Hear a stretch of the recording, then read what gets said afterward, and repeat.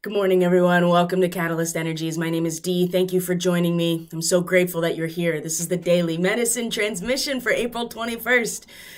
2021. Ooh, we got some things to talk about today. So, to my subscribers, to my supporters on Subscribestar, YouTube, BitChute, welcome back. Thank you so much for being here. You truly are the lifeblood of this channel. The cardiovascular system, as it were, very much like the Aquarian archetype, is really about the cardiovascular system. It carries the qi through the body, and in Chinese medicine, it is the blood that carries the qi through the body. So, thank you. And, it's pretty appropriate considering the fact the moon is in its opposite point here with Leo still all day today. If you're new to this channel, welcome. It's great to have you here. And as always, remember, any way that you interact with this content, when you share this content, when you comment, when you hit that like button, and most importantly, when you subscribe to these channels, it sends a message to the AI that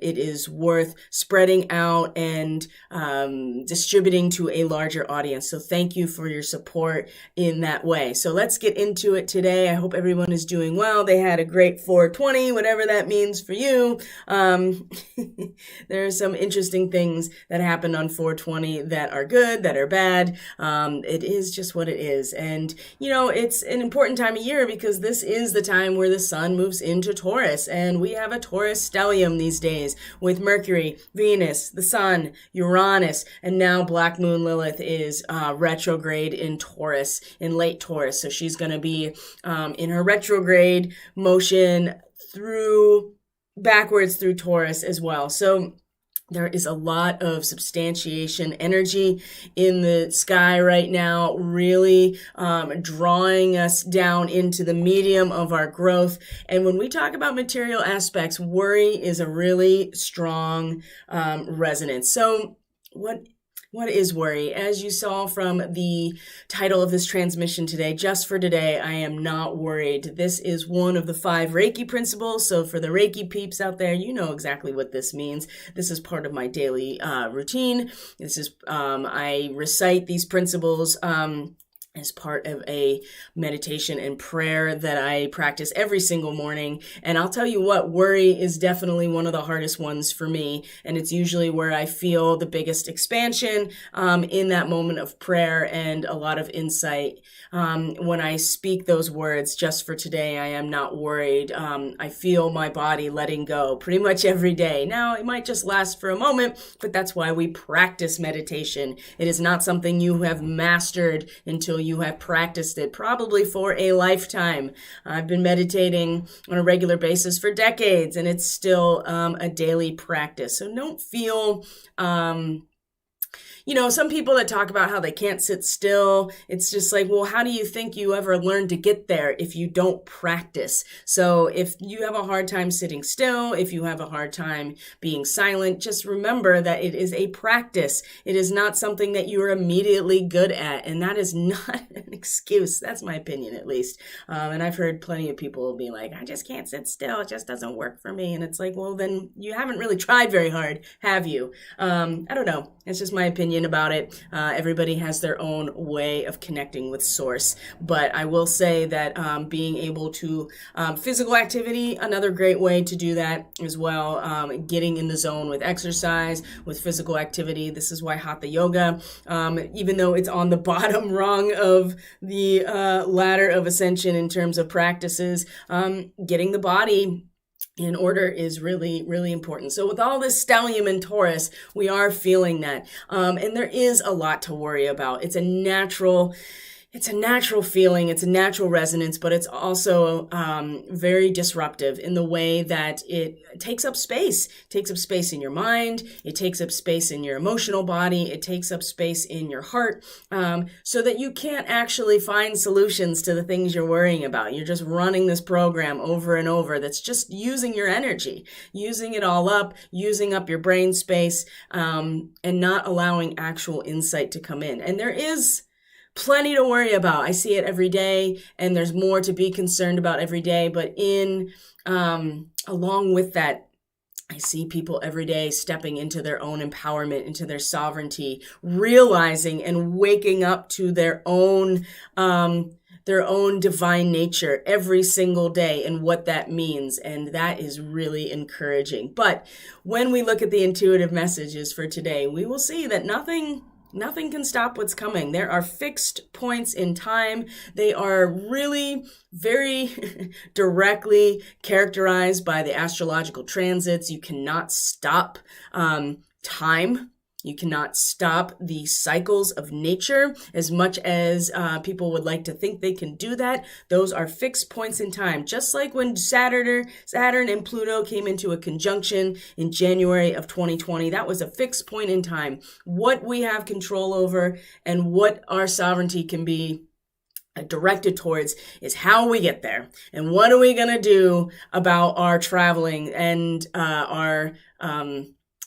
the travel and the trajectory and how we are along the way. This is really what we have the most control and power over, is our journey along these fixed points in time. And so Saturn been sitting in Aquarius, letting us know, giving us the instrumentation to know what's coming. A natural causal progression, a natural progression of causality is, it's not really that hard to wrap your mind around, but if you don't see all of the elements, then it gets a little bit more difficult to make those predictions, to understand. If you don't have a barometer, for instance, and you're just kind of guessing, yeah, you might be able to feel the change in pressure, but with the right instrumentation, you can know for sure when things shift, and you can say, the pressure dropped, it's probably going to rain tomorrow. That's where Saturn is. Nothing can stop what's coming. Nothing. Because there are fixed points in time that are unfolding. It's whether it has everything to do with our resonance with this process in terms of how we are going to experience it. So let's just get right into the chart, my friends. Let's look right here at what's going on. Yay. I hope everybody is doing well, taking good care of themselves. A lot of old things that we saw the potential to let go of are coming right back up. And I would say that I don't want to touch on this too much, but current events are important to talk about. And let's see here. Planet Watcher. All right, here we go. And we know, the world is watching. The world is certainly watching, and it is watching the trial and the conviction of Derek Chauvin yesterday. And regardless of your personal stance on that, there are some things about that are really important to consider, which is that if you think that justice has been served and that we are able to sit back and if this event in its entirety is giving you the indication that we've somehow crossed a threshold into justice, the full moon's going to show you different, isn't it? We are well on our way to looking right into our own shadow, my friends. And it doesn't matter. It does not matter what your perspective on this event really, is. You're entitled. We're all entitled to our opinion. But I'm telling you, based on the astrology and my own intuitive read of things, and some very real events, that had transpired, we are going to get a very clear look into the abyss, and that we're going to have a full moon in Scorpio on the 26th. So just be prepared. Less than a week. We're going to see some things. We're going to see right into the abyss of our own shadow. And this situation is, it's interesting that yesterday's transmission had that Prince of Swords reversed, the maliciousness and the cheating and the fighting with ourselves in our mind. I think some things went in a way that people did not anticipate. Many people that were involved, many people as spectators, I think there was this idea that things were going to go differently than they did. And I think some people got rolled right over, didn't they? And were shocked at what the outcome was. But at the same time, it's really not hard to see how that had transpired based on all of the things leading up to this moment. So we're going to get a good look at our shadow. But in the meantime, let's look at today, because this is the daily medicine. So the moon is in Leo today, and let's look at where we're at currently. So one of the big things that happened much earlier today. Actually, let's look at this chart so that we can get a really good look at it. This was at 1:23 a.m. Eastern Standard Time. The moon was in a direct opposition to Saturn in Aquarius. Again, the moon in Leo, we're each feeling individually and emotionally, expressing ourselves, letting that passion rise up from the base of who we are, right? Letting the blood rush to the head, right? Leo is the heart, the pump of the life force through the body, which is Aquarius as the cardiovascular system. So the blood is pumping. We are feeling like emotionally, and we have this intuitive sense. Remember, the moon structures our consciousness that otherwise is very amorphous and very fluid and boundaryless. You know, the moon is very connected to Pisces, obviously the water within us. So we definitely were feeling very sovereign, very regal, very the blood rushing to our head, very sure of ourselves, very confident in terms of what we are intuitively picking up. This opposition to Saturn that happened early this morning or late last night, this tension of the blood, the heart itself, and then the system in which it is pumping through. The heart doesn't just exist for itself. It is sustaining an entire system. And Saturn sitting there in Aquarius is letting us know that we have the ability to be able to feel into the entire system and what will happen as a result of the blood pumping. Now, this particular degree that the moon is at in Leo in this opposition is really almost about sitting back in some ways. This an old sea captain rocking himself on the porch of his cottage. That's the Sabian symbol here. And the quieted mind's recollections of crises and joys long past. So here we are. We have peace at last, contemplation, distilling the wisdom from our many experiences, and as crises or victories, right? Both being brought to our awareness, but in a peaceful recollection, as opposed to being actively involved in it. And the tension here with Saturn in Aquarius is but we for as much as we are in that stillness, we also are able to feel what is coming. We can feel the impact of this stillness on the rest of the collective. And with any opposition, you want to find the fulcrum. You want to find the balance point. And as you'll see here, this is a mystic rectangle, right? You don't see it here, the opposition with the nodes, but just imagine, if you will, the opposition red line with the nodes, and then there's a rectangle connecting all of these with trines and sextiles. So you have these 2 points of opposition that can be addressed and balanced out, and the tension relieved through all of these really harmonious and foundationally supportive aspects as well. The sextiles specifically, because this is an investment opportunity. So the moon investing in where the north node is, a total liquidation of the past in order to move into the future, right? We have to let go of those aspects of the past in order to move forward. And again, with the moon in this position, the recollection of the past victories, the recollection of the past crises, we can kind of remove ourselves a little bit and be able to acknowledge them, but not attach to them. And we can apply that energy to where the north node, right? The moon's north node pulling us towards this collective evolution of our karma and our soul, which is asking us and directing us to let go of where we've come from, right? So we can invest this really balanced peaceful recollection energy to this as well, in order to find some,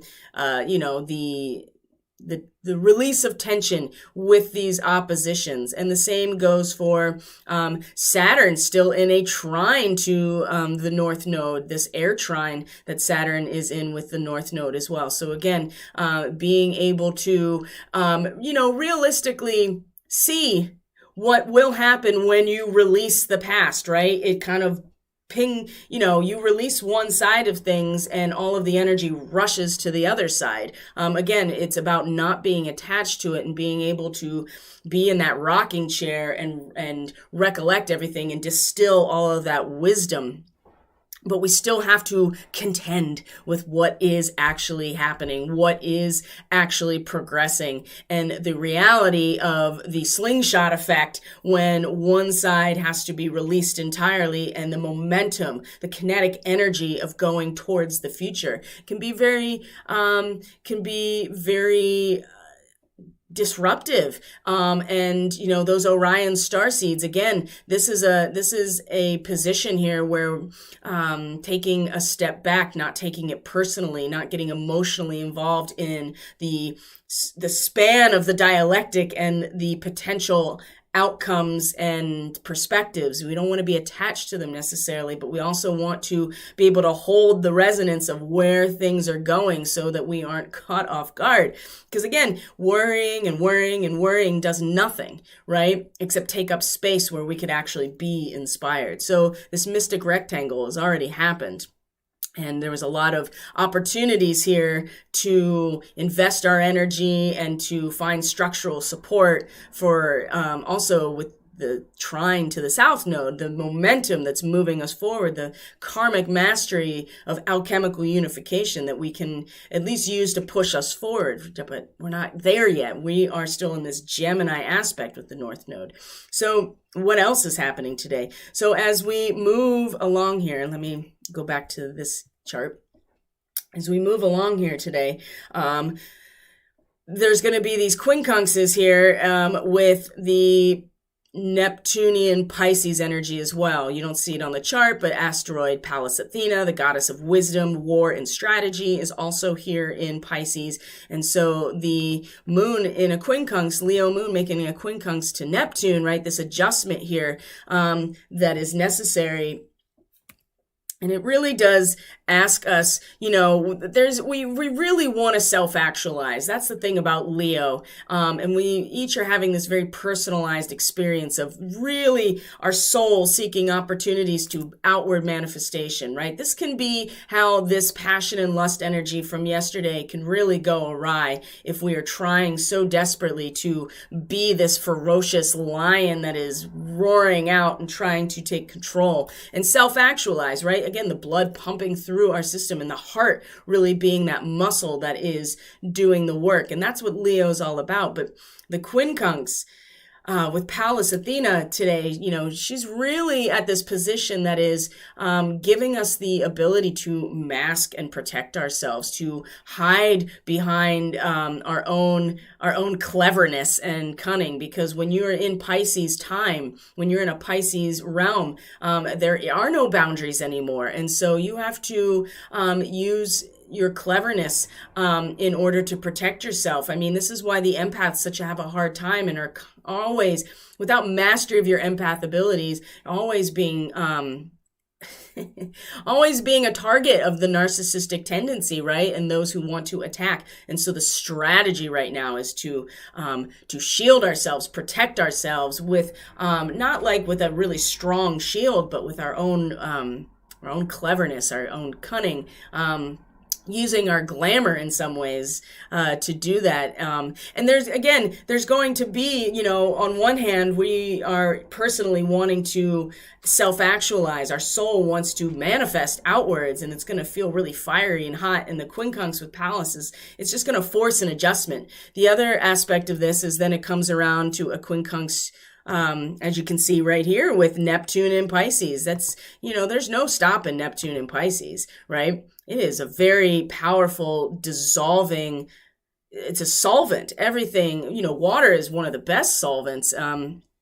And it just, breaks everything down. And so with the moon, as audacious and, have as much perseverance and audacity that we may each individually emotionally have, it's not going to fit with where Neptune is, which is really asking us to surrender so much of our own self in order to really bring in some,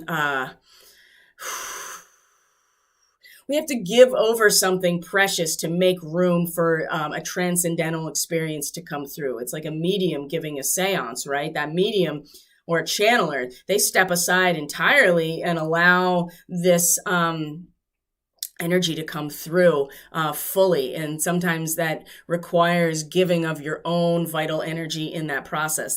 Neptune is just dissolving everything so that we have to surrender. And so for as audacious, as I said, as we want to be and we think we're going to be, it is no match for Neptune and Pisces. And it's going to, again, force an adjustment today as well. The things that are well aspect, and we're going to talk a lot about this tomorrow, is that the moon is then going to trine two asteroids. One is Ceres, that is in Aries right now, so close to the new moon, just passing the new moon point and about to come into a conjunction with Eris. Oh, just you wait. When the goddess of the grain and agriculture, the Gaia energy herself, comes into contact in a conjunction with the goddess of discord, oh boy, you just wait. There's going to be some major chaos around that, and possibly some really big shifting in earth potential here. And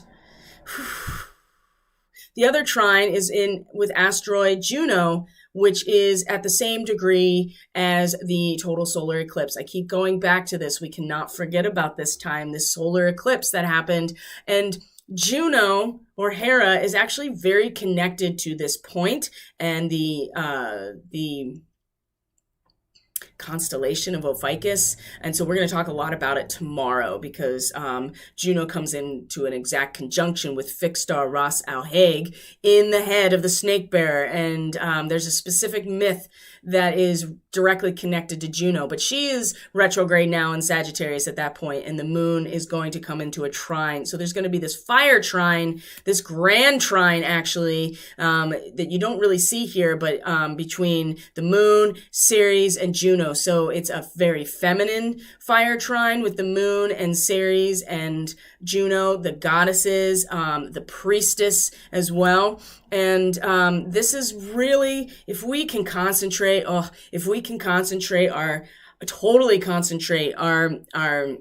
our inner spiritual attainment, to the point where we're kind of letting everything on the outside go, there is a lot of potential today to really harness what our commitment to the collective really is, and also our ability to allow in some spiritual forces to kind of impact us. And as we see in the message, we'll see in the intuitive message, there is a lot. We want to make space. We want to make space to be inspired. We want to make space for a diversity of thought, because we're going to have to start changing our perspective, because I do feel that there's a certain group of people that actually do believe that what has happened yesterday is leading us on a path of that we're seeing justice. And I don't see that for a lot of different reasons. But if we're talking energetically, esoterically, and archetypally, this is not really what it is not here. What is here is,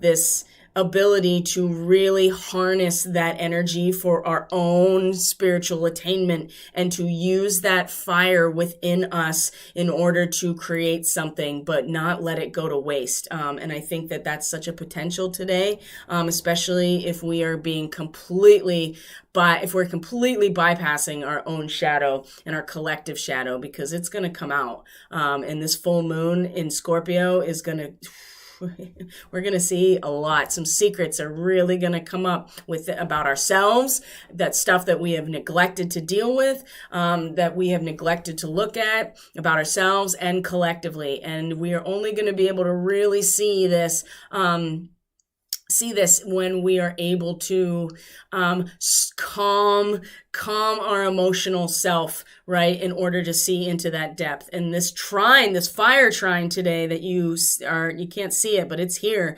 right here with Ceres, Juno, and the moon, is going to allow us to harness that fire energy of the goddess, really. All these goddesses in fire signs, this grand fire trine. So let's look at the I'm going to move on here, and we're going to look at the reading for today, because it's fascinating, as it is every day. So here we go, guys.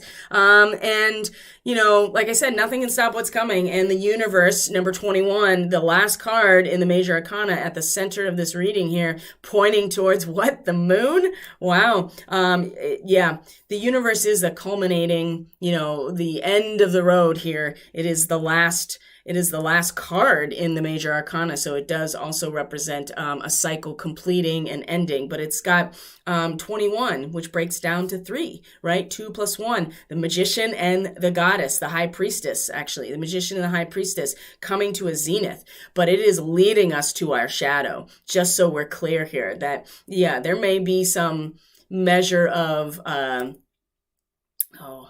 don't know, we may think that we've reached some level, and I mean, we have, but it's going to take us to a place that I think is very unanticipated, I think that there was a lot of anticipation that the trial would go differently, and many people thought he would be just totally acquitted based on, I don't know, the evidence, but we can see here that our justice system is completely corrupt.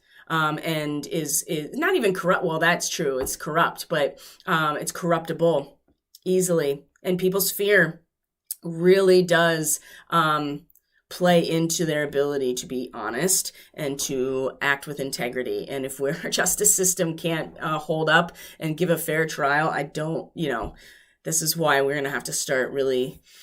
Anyway, that's a different conversation. So let's look at this reading here as we go through it piece by piece. Number 1, the 5 of discs. Nobody likes this card. This is worry. This is a material crisis that is happening. And it is reversed in this situation. So Mercury in the first decan of Taurus is what rules the 5 of discs. Well, that is where Mercury is. And I will tell you what, it is at a degree of Taurus that is the widow at...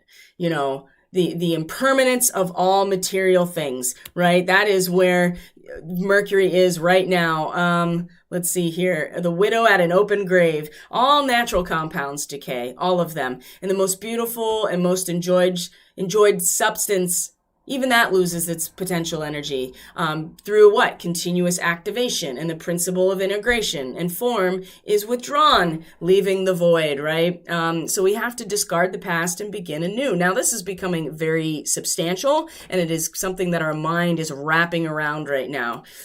We're coming, and this does cause some worry. And when it's reversed like this, not only is there disruptive change, a material crisis, a concern about a material crisis, we are really mentally coming in contact with something that's even more worsening conditions and circumstances, unpredictable changes. I would say that the outcome of the trial was definitely unpredicted by many people involved, I would say including the defendant. But that's just my personal opinion.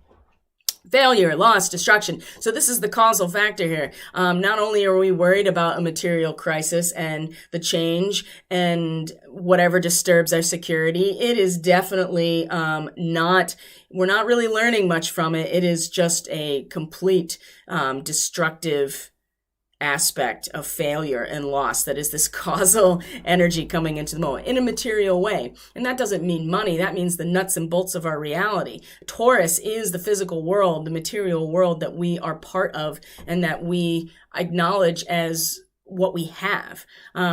And so we always worry about this kind of stuff. And now it's getting more so. And this is the causal factor. It's worry, but it's unpredictable, and the circumstances will get worse. Now, we have the universe here at the heart of it, right? Number 21, the universe. Like I said, this is Saturn, right? Nothing can stop what's coming. This is the end of the road. The zenith of development. It is the achieved goal being realized, eternity and completion, the whole cycle coming back around. And there's a harmony between body and spirit that is represented here when it all comes together. And this does provide, in some ways, an inner independence because we accept the cycle. We've come to the zenith point of it. And we know that it's going to then turn around. And so we don't really rely necessarily on the outside circumstances to give us a sense of independence because everything that we have put forward has now found its goal. Well, you can see here that it is facing the moon. So we are coming at this point here where we, feel that there is this wrapping up and there is this zenith of development and an achieved goal. We think it's an achieved goal. Oh my God, we think it's an achieved goal. And really where it's pointing is to our dark side, right? The moon is that, the dark journey into the abyss, facing our shadow. So just something to consider as we are moving through this week, especially, but right here at the heart of it as well. And like I said, the moon in Leo is making it really easy to just be extra confident within ourselves and emotionally confident and emotionally kind of bolstering and very audacious, right? Very audacious. Excuse me. So where are we at? Here we go. Where are we at in our core? Well, here's our energetic core that we are able to connect into, the initiation. Now, this has been coming out a lot, so this is really showing me that we are about to go through another major upgrade in initiation. And the initiation aspect, number 14, this is a derivative of 7. It's also a number 5, so we have another 5. If you look here, we have 5, and 5 in this reading, okay? Which is usually the bottom of the bell jar, right? There's nowhere to go except up from here. And it's also the number 7, that wild card energy, that quincunx energy, that fall from grace that allows us have divine intervention. So energetically rooted, the core of us here, this is the initiation. And the Count Saint Germain, right? The violet flame. You can see these 4 individuals. It's very stable, right? 1, 2, 3, 4. And then the 5th element here, again, a 5, 1 plus 4. So there is balance, and the pentacle as the 4 elements and then the 5th.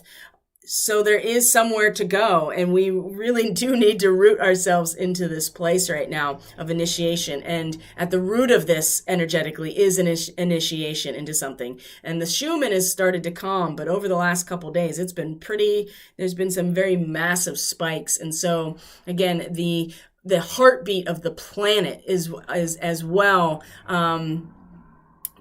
creating a much stronger electromagnetic field, which suggests that there is, the Gaia's blood is pumping too, right? Her heart is pumping and giving more resources to the collective, which then, modulates in some ways our electromagnetic field. Now, where we are at in terms of our conscious awareness, as the energy moves up through us and then it reaches these higher levels of awareness, our conscious attention, what's coming in as inspiration, diversity, number 5, again, the diversity, you can see this individual also in this indigo, dark violet dress. She's standing on this veranda, this beautiful landscape. She's got stacks of books. She's got a whole stack of scrolls, and she's holding one and it's open, but she's looking out over the river valley. And so for as much she's gone over a lot of these ideas, and she's in the process of going over some particular ideas, but she is allowing herself to consider them, mull them over, consider all of the options. And so we're really going to be asked to diversify our stream of conscious awareness, right? It's maybe not exactly what we thought it was, and we're going to have to reconsider some things and maybe allow ourselves to consider other options, other streams of thought, and not become too connected. Again, here is this Orion starseed aspect.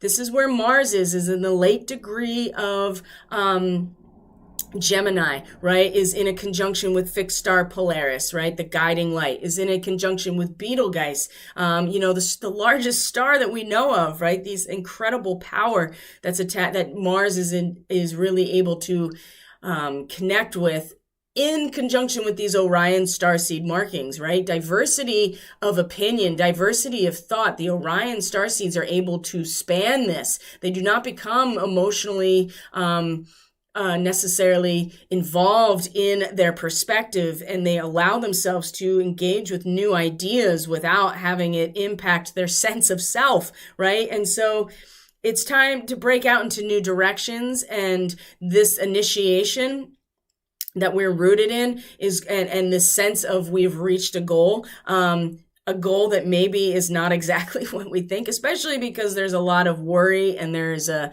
flip of the script, essentially, with Mercury and Taurus, and this void in some ways that's created, because it's not exactly what we think it's going to be, believe me. If it was, there wouldn't be riots happening all over the place, regardless of the verdict. So, diversity of opinion. Mars is at 29 degrees Gemini, the first mockingbird of spring. What does a mockingbird do? I mean, yes, it does imitate, but what it does is take different sounds and weaves them together. But you have to be able to interact with the different, segments of melody and tune before you can start weaving. And this is where our conscious awareness and our institutional power, right? Our contribution to the whole comes at the top of the chart, and this is what this represents. So diversity of thought, diversity of idea, allowing ourselves to interact with these spaces without taking it too personally, knowing that we are rooted energetically in a very strong initiatory process. And we have to at least consider a multitude of options and ideas, especially with Mercury in Taurus right now, because we have to start letting go of those things that are low vibe, because where we are headed, this full moon is going to be so cray. I'm just going to say it.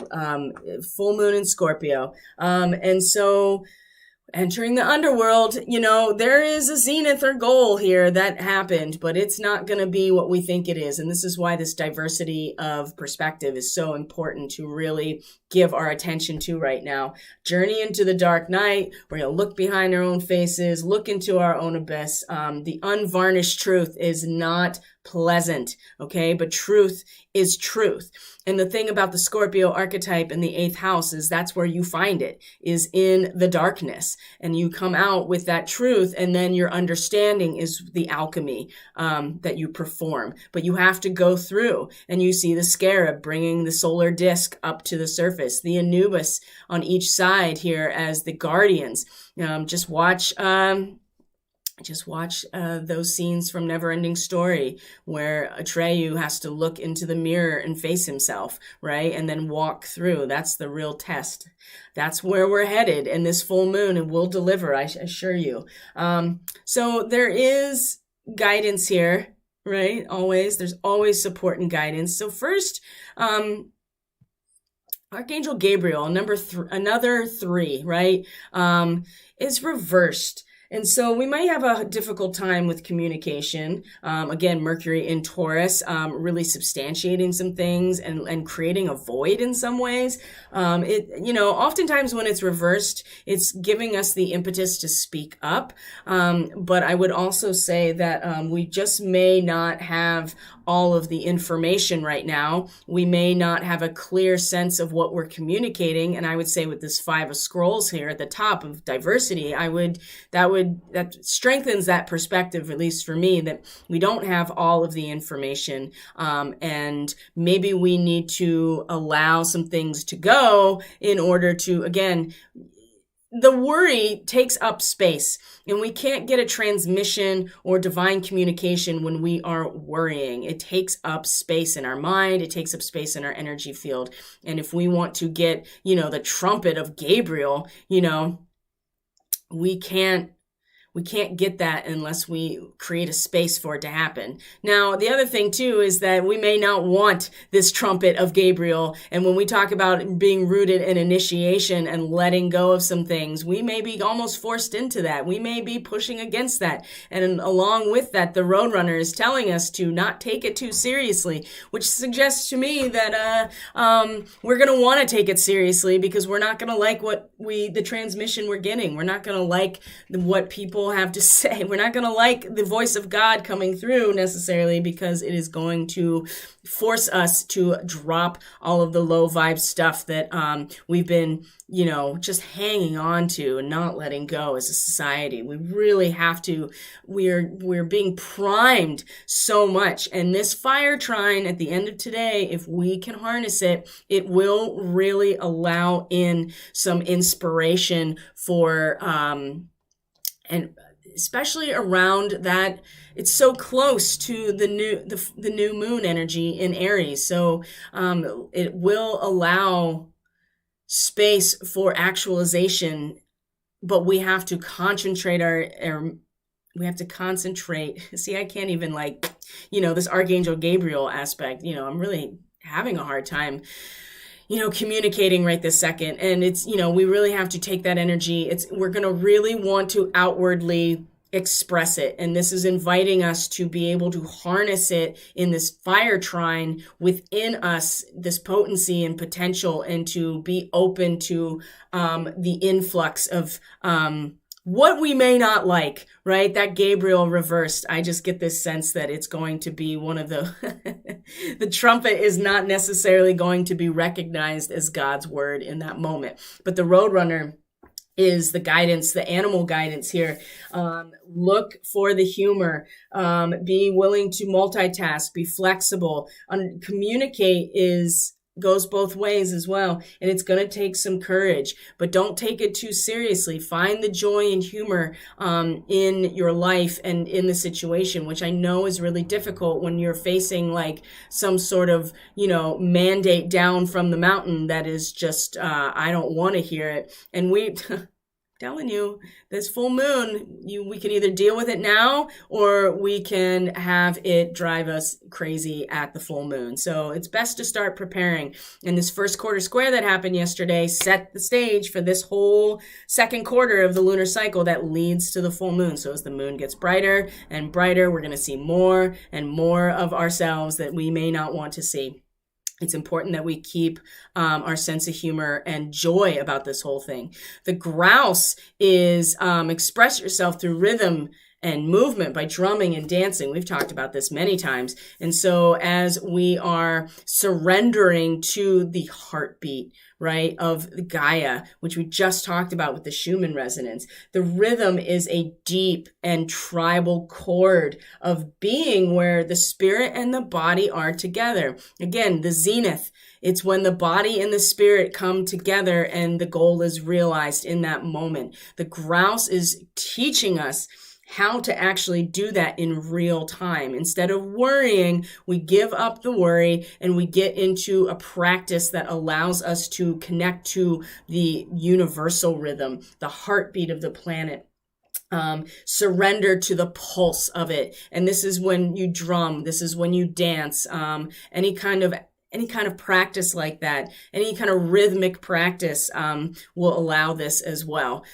So if we want to be able to engage in a diversity of opinions, we can't keep wrapping ourselves around the worry of the whole thing, Mercury and Taurus. We have to surrender, and we can get into our bodies to allow this to happen. Now, the Six of Keys reversed in crescent moon, this is where we are in some ways, is the moon building, right? You can see the sculptor at work. His artistic inspiration is coming into form. Now, when it's reversed like this, it's the complete opposite. We might be expanding our ideas into a diversity of potential, but that does not really allow us to hone in and create something. Now, a sculptor at work, That's the galactic center in Sagittarius, okay? This is the unification and the bringing it into form.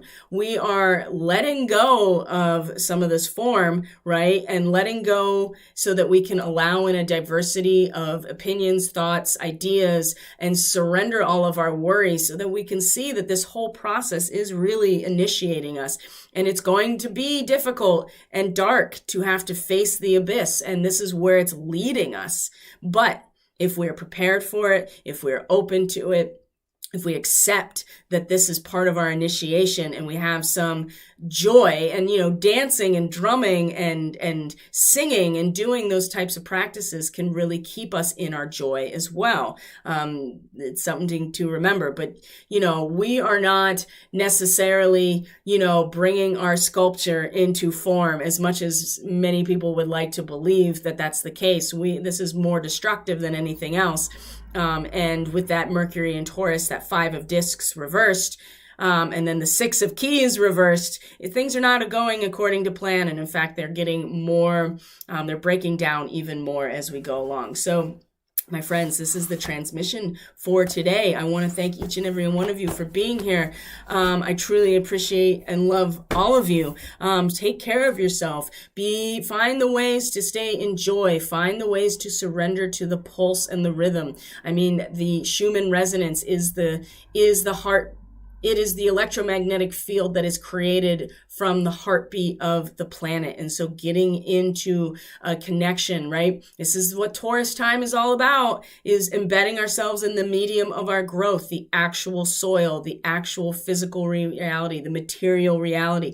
And we're having to let go of some things. And realize that that's part of the cycle as well, is to let go of some things so that we can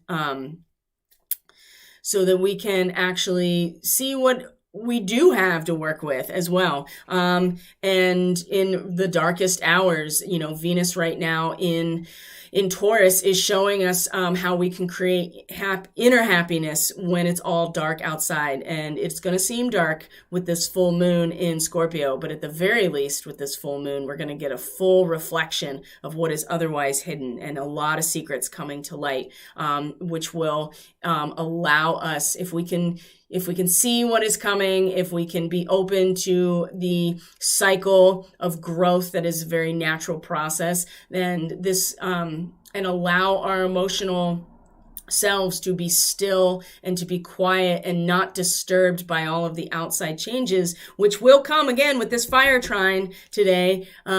This fire trine with the moon and Ceres and Juno, we stand to really learn a lot about this time. So if you're interested in a reading or getting energetic support through Reiki or shamanic energy work, you can go to catalystenergies.net. If you are curious about your starseed origins and how that impacts your mission right now, because the starseeds need to be activated, and they will be. So you can go to catalystenergies.net. That's in the description box below. You can always reach out through email if you have questions or concerns or need support. And we are on Facebook. We're on Telegram. So reach out there as well to get daily updates. And like I said, when you interact with this content, it really does actually support it and get it out to a larger audience of people who may also find it helpful. All right, guys, take good care of yourselves. Enjoy your day. I'll see you tomorrow for the day.